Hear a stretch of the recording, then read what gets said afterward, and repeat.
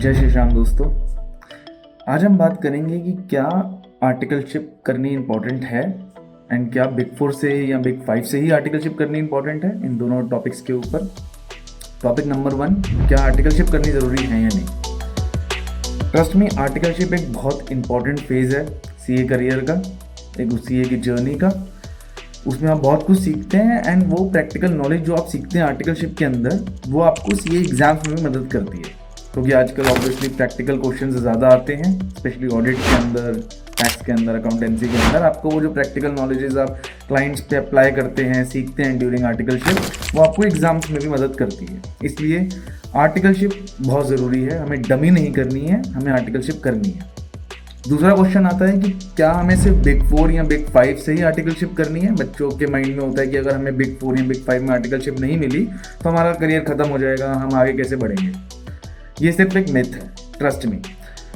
हमें obviously try करना चाहिए बिग 4 के लिए भी, बिग 5 के लिए भी। अगर मिल जाती है वेल एंड गुड है, लेकिन अगर नहीं भी मिलती है हमें डिसहार्टन नहीं होना है।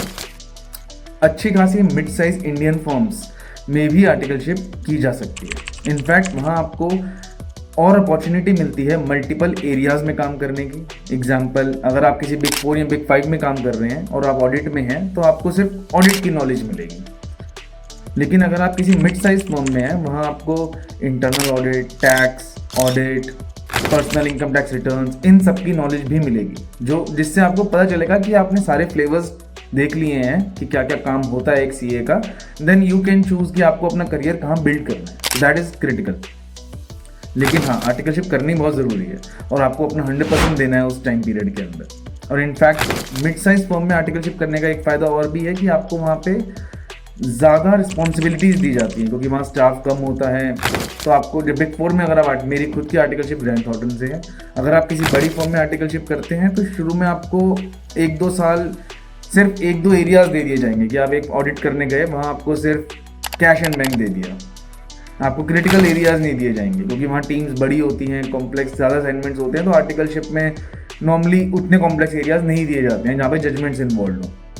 लेकिन मिड साइज फर्म में आपका स्कोप बढ़ जाता है, आपको मोर कॉम्प्लेक्स एरियाज़ भी दिए जाते हैं जो आपकी ग्रोथ के लिए इंपॉर्टेंट है।